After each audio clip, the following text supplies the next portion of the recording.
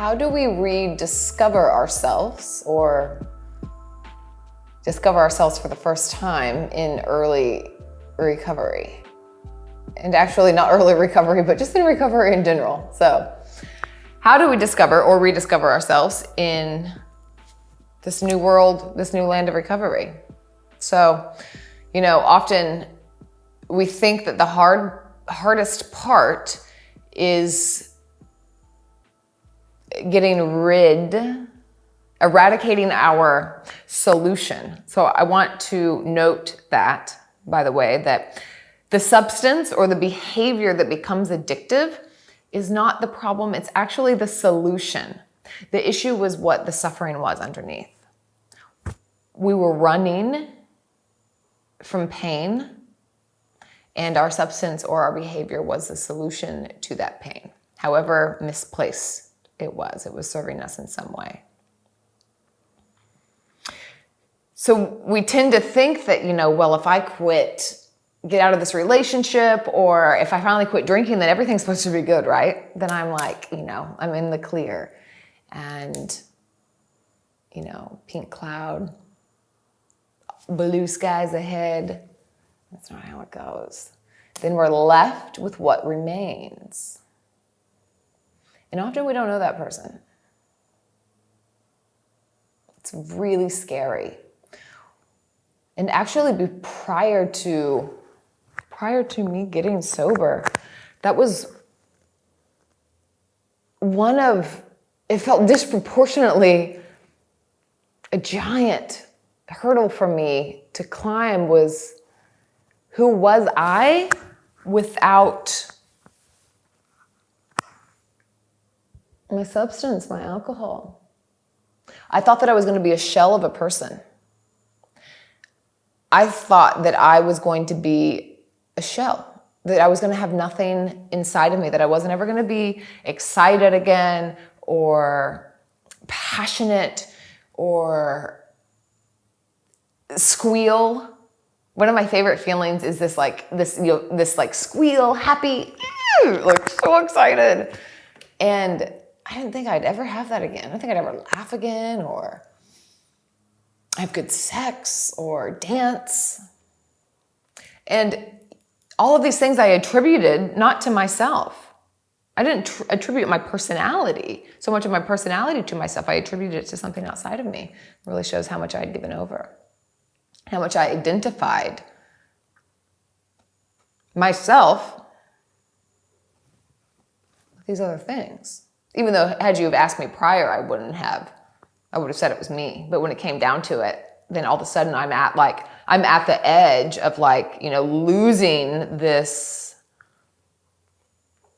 identity. And then, the real underneath fears come out. It's like, I don't know who I am without you.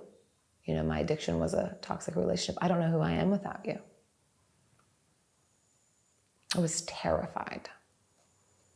Terrified. I did not know myself. I started drinking whenever I was about 13. I was full on.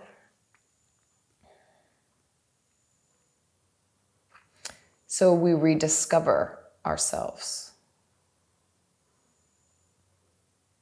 And man, it's odd.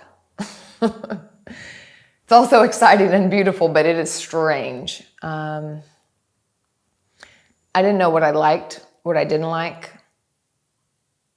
I began to, I'll tell a short little story about, one of my favorite bands was Widespread Panic. I had seen them so many times, and if you know Panic, then there's kind of there's quite a cult following, and there's a full culture around it, around this band, and it is quite an identity. And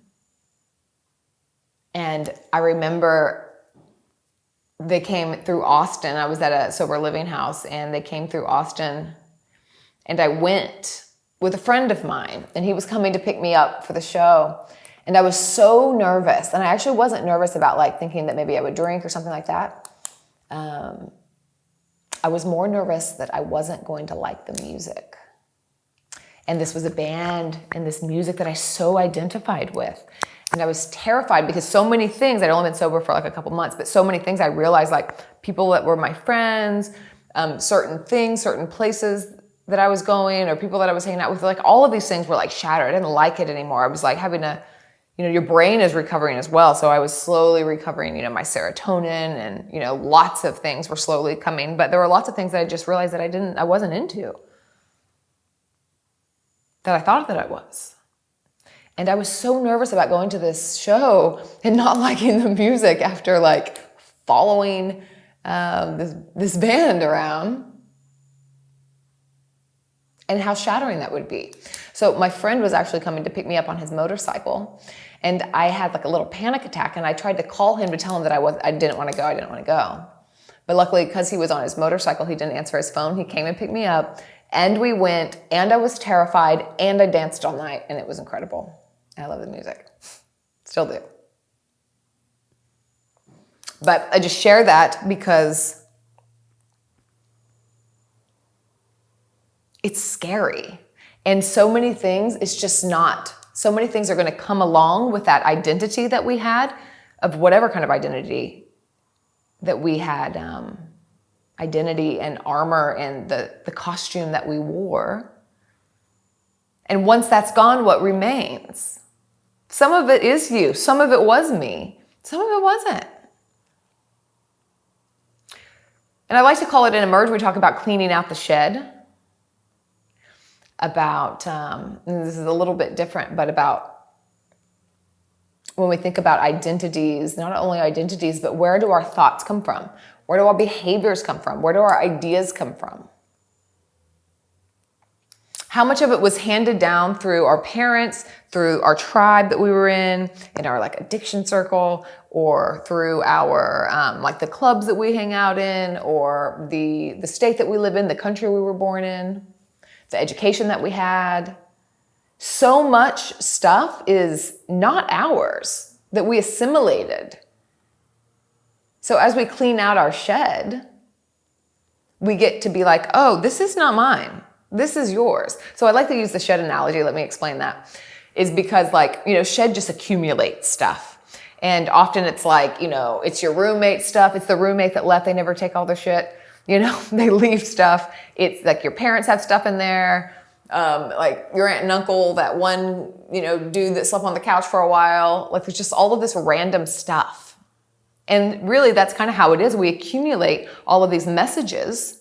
What is mine and what is not? And sometimes they're put there through our substance and who we built up, who we think we are. Sometimes it's put there from, other places. But cleaning out the shed and getting clear on, this is not mine. And this is. And that process is really beautiful. And when we're in early recovery, it's hard. And I don't wish the struggle of addiction on anyone. Even though I do feel like most of us have it in some way, in some facet. But when we come to the edge with our truth and with our pain and say, I have got to do something to change. I've got to do something to shift and I'm ready. We get an opportunity that so many people don't get, to do a full inventory and a full clean out of our lives. So many people never come to that edge and come to that opportunity. This is a beautiful reconciliation of who we are. And the process continues to unfold. I am constantly learning new things about myself, learning what I love that I didn't know that I loved. I still believe that, I wonder where my favorite place is that I've never been. Or I wonder what my favorite food is that I've never even tasted yet. And this is the exciting part.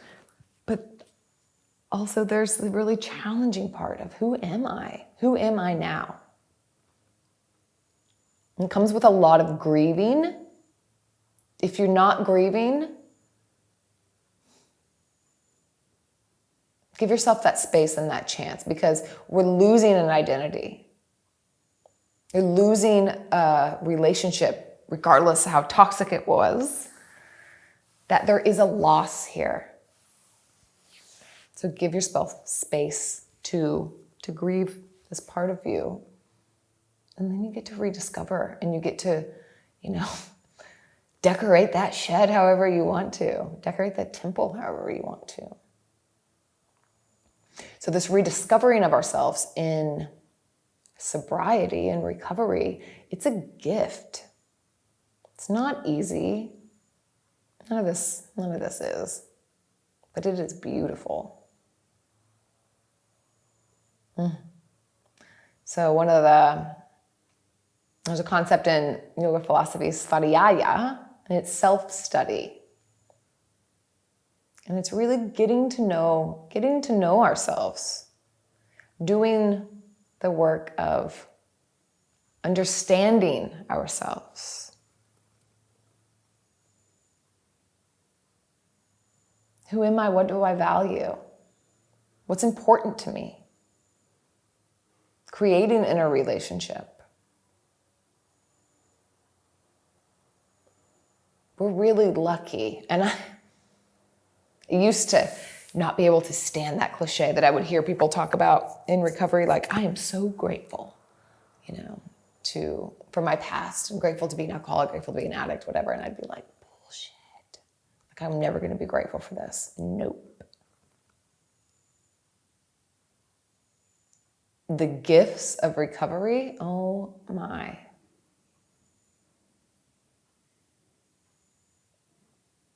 And you might be listening to this really new in recovery. And I remember things couldn't penetrate me. I would hear these things other people would talk about, and I couldn't compute, I couldn't comprehend, because I didn't have the language for how good things could be yet, because that's still unfolding. But leave room for possibility. And admit to yourself that you don't know what you don't know. And there's no reason why you should. So things can get better than you ever imagined. Recovery gives us that. And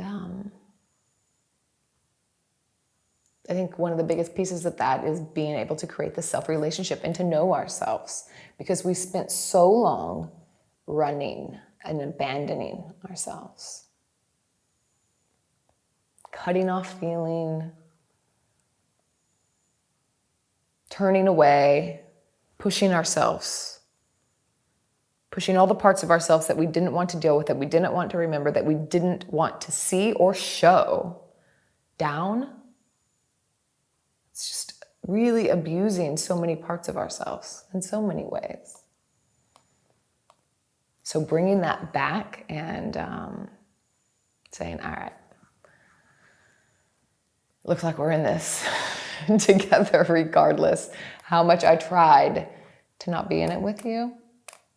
It's like, we got to learn how to do this thing. And that discovery, that acceptance it's powerful. So I hope that something in this ramble was helpful. And if you're in early recovery, just stick with it.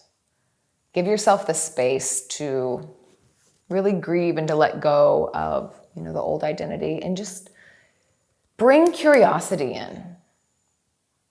Bring some curiosity into who are you? And what do you love? And maybe you don't even know you love yet. What are your values? What are your interests? Try something new. Redefine yourself. You're fortunate for this opportunity. And we always get the chance to begin again. I'm 7 years into sobriety, and I'm always continuing to learn new things about myself. And we're not just switching one identity for a new one. We get stuck in one identity in addiction, but in recovery, we get to reinvent over and over. We get to mold and to morph and to see, to show new parts of ourselves and explore new parts of ourselves. And there's just constantly more to explore. I really used to think so 1,000% of me thought sobriety was gonna be so boring. Like, so what would I do? Like, who are those people? What do I do? What do they do? Like, ugh. But really underneath that, I think I was just scared. But it's so full. There's so much. And I mean, we are so multifaceted. I talk about this a lot, and I write about this a lot, about like how big we are, how many sides we have to ourselves. And we sell ourselves short when we think we're one thing, or we're this or we're that, or we put labels on ourselves. If we give ourselves space to continue to discover, it's a constant unfolding. So give yourself that space, give yourself that freedom to get to know you. If you want to have some support in this svadhyaya, this self-inquiry, this self-relational creation, then I have created Emerge. It's a heart project of mine. I took the things that worked for me in the program that wasn't there for me when I wish that it was. So it's a blend of yoga, philosophy, Buddhist philosophy, neuroscience, which I'm a nerd about. I love it. That keeps me fascinated. And yeah, modern psychology. It's a blend of all kinds of things coming from lots of different angles. You really begin to